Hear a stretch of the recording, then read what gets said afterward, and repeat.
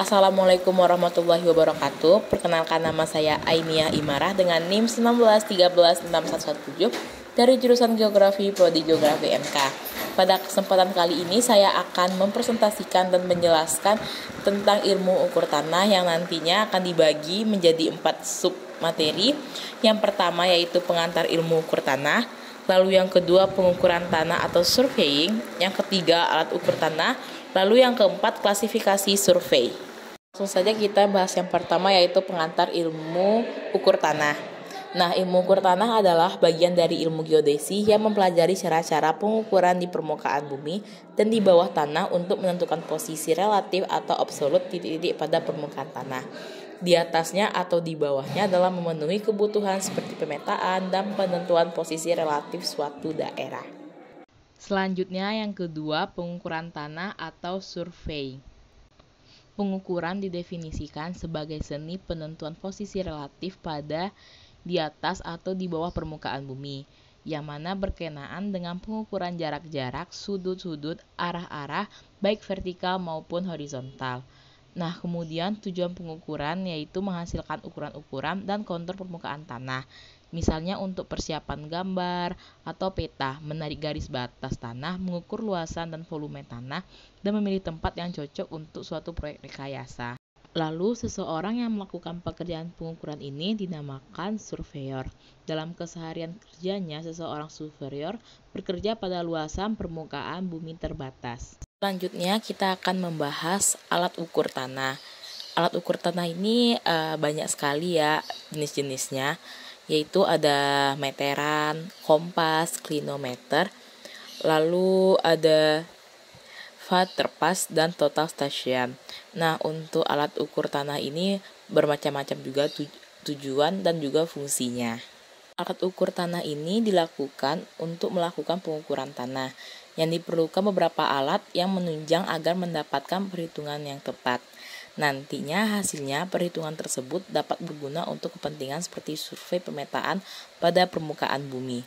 Langsung saja kita akan ngebahas alat ukur tanah. Yang pertama yaitu ada meteran.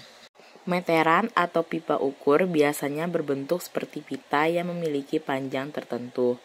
Meteran juga bisa disebut dengan rollmeter karena saat disimpan atau dalam keadaan tidak digunakan, meteran akan digulung atau di-roll. Lalu untuk fungsi meteran ini yaitu untuk mengukur panjang dan jarak. Biasanya satuan yang digunakan terdapat dua ukuran, yaitu ukuran satuan metrik, milimeter, sentimeter, meter, dan satuan Inggris, inch, feet, dan yard. Pembacaan angka 0 ada yang dibaca tepat di ujung meteran, ada pula yang dinyatakan pada jarak tertentu di ujung meteran. Lalu yang kedua, kompas. Kompas adalah suatu komponen yang ada dalam kompas, yaitu lingkaran berskala, jarum yang mengandung magnet, dan sumbu agar jarum bisa bergerak. Fungsi dari kompas yaitu untuk menentukan arah dari mata angin dan menunjuk arah terutama utara dan selatan. Selain itu, kompas bisa juga sebagai penentu arah dari suatu titik ke titik lain yang ditunjukkan pada besaran azimut. Besarnya sudut yang dimulai dari arah utara ke selatan, membuat siku-siku dan mengukur sudut horizontal. Lalu selanjutnya yaitu klinometer. Klinometer adalah salah satu alat ukur sederhana yang digunakan untuk mengukur sudut elevasi antara garis datar dengan garis yang menghubungkan sebuah titik yang terdapat di garis datar dengan titik puncak sebuah objek. Secara keseluruhan, klinometer untuk mengukur ketinggian atau panjang sebuah objek dengan cara memanfaatkan sudut elevasi. Fungsi klinometer adalah untuk menentukan besaran sudut elevasi saat mengukur tinggi objek secara tidak langsung. Selanjutnya yaitu waterpas. Waterpas termasuk ke dalam alat ukur optik yang berfungsi untuk mengukur beda tinggi dari satu titik atau lebih, yang mana penggunaan waterpas ini saat ini sangat luas. Terdapat juga beberapa syarat dalam menggunakan waterpas, yaitu syarat dinamis yaitu sumbu satu vertikal dan syarat statis, garis yang mendatar pada bagian diafragma sejajar sumbu satu, garis nivå tegak lurus sumbu satu, garis bidik pada teropong sejajar dengan garis arah nivå. Selanjutnya total station. yaitu alat ukur elektronik yang berasal dari pengembangan teodolit. Namun alat ini dilengkapi oleh pengukuran jarak dan sudut secara elektronik dengan bantuan dari reflektor sebagai target dan pengganti rambu ukur. Fungsi total station yaitu dapat digunakan untuk menghitung jarak, arah titik, koordinat dan juga beda tinggi secara elektronis. Untuk menggunakan total station, pastikan posisi tripod sudah stabil dan kuat untuk menopang total station dan terletak di titik koordinat yang telah ditentukan. Selanjutnya kita akan membahas klasifikasi survei. Nah, klasifikasi survei ini dibagi lagi menjadi 5. Yang pertama itu akurasi yang diinginkan. Lalu yang kedua metode penentuan posisi. Yang ketiga instrumen yang akan digunakan. Lalu yang keempat klasifikasi survei. Dan yang terakhir tempat pengukuran. Baiklah, yang pertama akurasi yang diinginkan. Jadi survei atas dasar akurasi yang diinginkan ini dibagi lagi menjadi 2, yaitu ada survei planimetris dan survei geodetis. Nah, survei planimetris ini adalah survei yang berasumsi bahwa permukaan bumi mendatar atau tidak melengkung. Kenyataannya, permukaan bumi melengkung. Survei ini berasumsi yang pertama, garis level dianggap sebagai garis lurus. Oleh sebab itu, garis unting di suatu titik dianggap paralel dengan titik lainnya. Lalu yang kedua, sudut yang dibentuk oleh kedua garis semacam itu merupakan sudut pada bidang datar, bukan sudut pada bidang pola. Lalu yang ketiga, meridian yang melalui dua garis berupa garis paralel. Nah, dengan asumsi itu, survei ini cocok bagi pengukuran yang tidak terlalu luas. Sebagai gambaran, untuk panjang busur 18,5 km, kesalahan yang terjadi 1,52 cm lebih besar. Selisih sudut pengukuran segitiga datar dan bola hanya 1 untuk rata-rata luasan 165,5 km. Survei planimetris ini tidak digunakan untuk proyek-proyek luasan besar seperti pabrik-pabrik, jembatan, dan dam, kanal, jembatan layang, rel kereta, dan sebagainya, dan tidak juga untuk menentukan batas-batas. Lanjut yang kedua, yaitu survei geodetis. Survei ini memperhitungkan bentuk bumi yang melengkung dan melakukan pengukuran jarak-jarak dan sudut-sudut ketelitian tinggi. Survei ini diterapkan untuk lokasi yang luas. Penghitungan pada survei ini didasarkan pada ilmu geodesi, yaitu ilmu yang mempelajari bentuk dan dimensi bumi, yang merupakan bagian dari prinsip-prinsip dan prosedur-prosedur matematis untuk penentuan posisi titik-titik di permukaan bumi. Survei geodetis sering digunakan untuk pengadaan titik-titik kontrol teknologi, ruang angkasa, atau space control points yang selanjutnya akan digunakan untuk titik-titik ikat bagi titik-titik minor pada survei planimetris. Selanjutnya yaitu survei atas dasar metode penentuan posisi. Atas dasar metode penentuan posisi titik di permukaan bumi dibedakan antara teretris dan ekstrateretris. Metode teretris dilakukan berdasarkan pengukuran dan pengamatan yang semuanya dilakukan di permukaan bumi. Metode ekstrateretris dilakukan berdasarkan pengukuran dan pengamatan yang dilakukan ke objek atau benda angkasa, baik yang alamiah, bulan, bintang, atau kasar maupun yang buatan seperti satelit. Selanjutnya yaitu survei atas dasar instrumen. Yang pertama yaitu survei chain. Survei ini dilakukan pada luasan yang sempit, terbuka, dan pekerjaan lapangannya hanya dilakukan dengan pengukuran-pengukuran linear.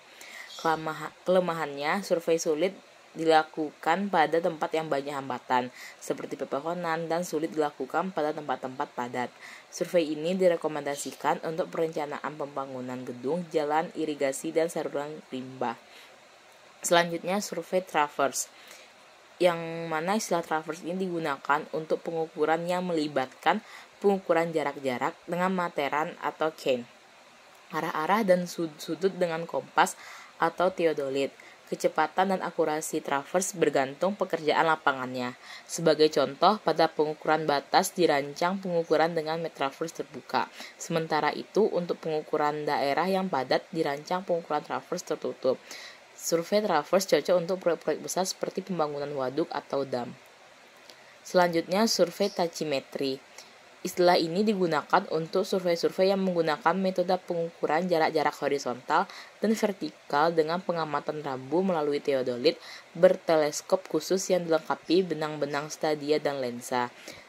Metode ini sangat berguna bagi lokasi yang sulit jangkau dalam melakukan pengukuran jarak horizontal langsung.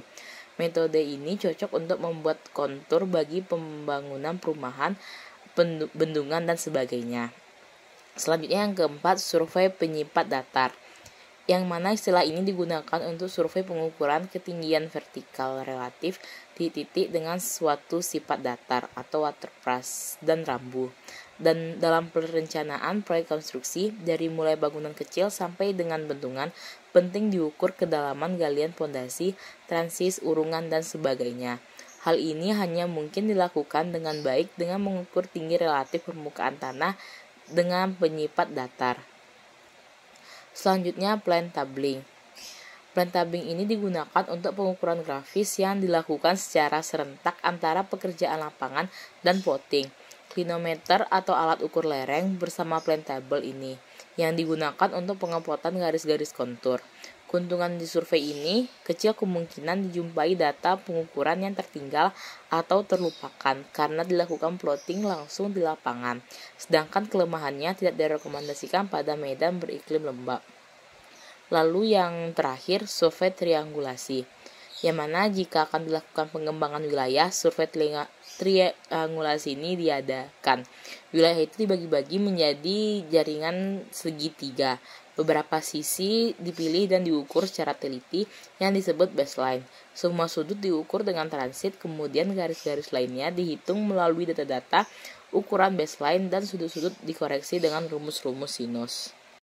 Selanjutnya D. Survei atas dasar tujuan. Yang pertama yaitu survei rekayasa.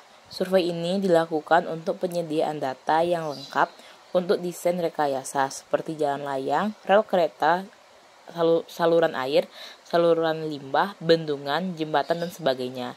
Survei ini terdiri atas tahap-tahapan yaitu survei topografi, pengukuran kerja lapang, penyediaan spesifikasi kualitas, dan pelaksanaan pengukuran sampai pekerjaan selesai. Survei ini sering juga disebut survei konstruksi. Yang kedua yaitu survei pertahanan. Survei ini menjadi bagian sangat penting bagi militer. Hasil survei ini akan menyediakan informasi strategis yang dapat dijadikan putusan kebijakan jalannya peperangan. Peta, foto udara, dan topografi mengindikasikan jalur-jalur penting, bandara, pabrik-pabrik, tempat peluncuran rudal, pemantau atau radar, posisi penangkis, serangan udara, dan kenampakan topografis lainnya dapat disiapkan melalui survei ini. Selanjutnya survei geologi. Sama seperti namanya ya, survei geologi ini dilakukan baik di permukaan maupun subpermukaan bumi untuk menentukan lokasi, volume, dan cadangan mineral-mineral dan tipe-tipe batuan dengan penentuan perbedaan struktur seperti lipatan-lipatan, patahan-patahan, dan keganjilan-keganjilan informasi. Dapat ditentukan kemungkinan adanya mineral-mineral berharga. Selanjutnya survei geografi. Survei geografi ini dilakukan untuk penyediaan data-data dalam rangka pembuatan peta-peta geografi. Peta-peta itu mungkin dipersiapkan untuk efisiensi atau analisis tata guna tanah, sumber dan intensitas irigasi, lokasi-lokasi fisiografis termasuk air terjun, drainase permukaan, kurva kemiringan, profil kemiringan dan kontur, juga termasuk keadaan geologisnya secara umum. Kemudian setelah itu ada survei tambang. Suatu survei diperlukan pada permukaan maupun bawah permukaan. Survei ini terdiri atas survei topografi terhadap kepemilikan tambang dan pembuatan peta-peta permukaan. Pembuatan peta-peta bawah tanah untuk mendelineasi secara menyeluruh pekerjaan dan konstruksi rencana-rencana bawah tanah.